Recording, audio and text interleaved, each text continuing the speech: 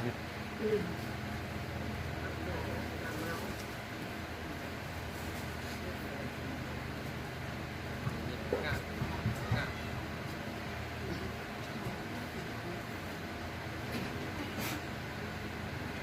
โมตัสสะภะคะวะโต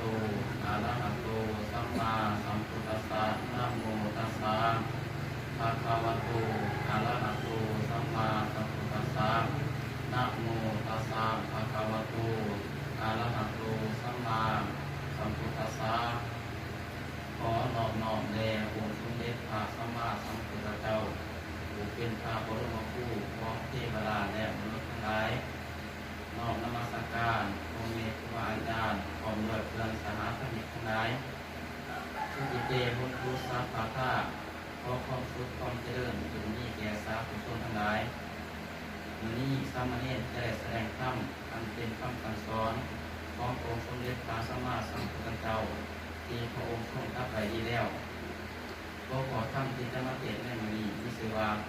ธรรมาอิทิคือเฮาสนายได้ยินแต่คำว่าธรรมาอิทิบ่ค่อยนี้คำว่าธรรมาอิทิความหมายของคำว่าธรรมาอิทิหมายถึงพระองค์เป็นผู้ลิขิตการที่เฮาได้เกิดมาได้ใช้ชีวิตร่วมกันได้เกื้อกูลซึ่งกันและกันบ่ล้วนแต่พระองค์เป็นผู้ลิขิตนี่คือคติความเชื่อของศาสนาฮินดู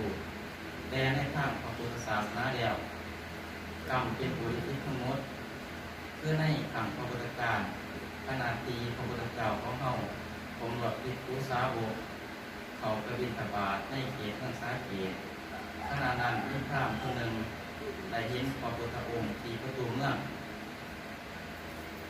พอเมื่อพราหมณ์คนนั้นเห็นพระพุทธองค์ก็เกิดความหักเกิดความดีใจนั่นก็ว่าเลยพบเจอลูกที่พระภาคแต่กันมาอย่างยาวนานจนห้องหายออกมาแล้วพราหมณ์คนนั้นก็ย่างเข้าไปหาพระพุทธองค์แล้วกล่าวกับพระพุทธองค์ว่าลูกครับพอไปเห็นลูกก็นานแล้วลูกเลยจากพอไปนานแล้วพอเลยเขาไปกอดพระวรากายของพระพุทธองค์โดยห้องพระพุทธองค์ได้กล่าวกับพระภิกขุว่าขอให้พราหมณ์ผู้นี้ทำตามประสงค์เถิดอย่าไล่ห้ามเขาเลยหลังจากนั้นพราหมณ์ก็ได้นิมนต์พระพุทธองค์ไปสังฆทานที่เรือนของตนพอเมื่อไปตั้งเพื่อนนั่งพราหมณ์นี้ผู้เป็นภรรยาเมื่อเห็นพระพุทธองค์ก็เกิดความดีใจ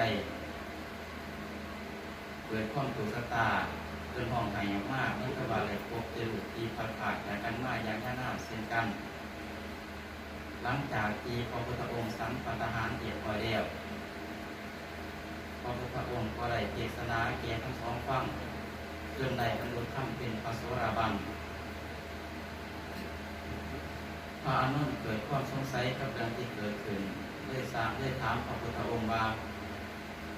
ข้าพ่อหูจักข้าบิดาข้ามารดาของพระองค์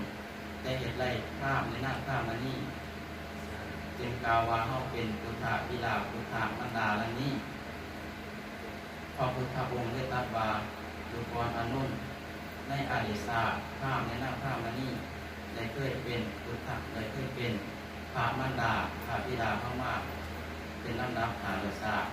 และก็ได้เป็นป่าเป็นยุ่งพระมารหาฤาษาเป็นอาวพระมารหาฤาษาและพระพุทธองค์ก็ได้ตรัสคาถานี้ว่า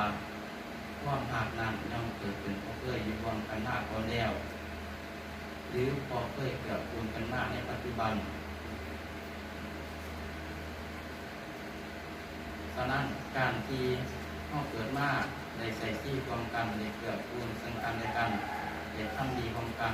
ในพระพุทธศาสนาแล้วบ่มีคำว่าบังเอิญแต่หากเป็นกรรมที่เฮาเคยรวมสร้างกันมาในอดีตชาติที่ต้องเลยมาพบเจอกันในปัจจุบันหรืออาจจะพบเจอกันในศาสตร์หน้าในศาสตร์ต่อไปฉะนั้นการเทศนาธรรมในมื้อนี้ก็สมควรแล้วแค่ทุกนี้ขออ่านพระธรรมปรารถนาใจจงอภิบาลข้อปรึกษาของตนญาติโยมให้เจริญไปด้วยพระสุรพิธพรชัยทั้งสี่คือ อายุวันนะสุขะภาละปฏิภาณธนสารสมบัติเถิด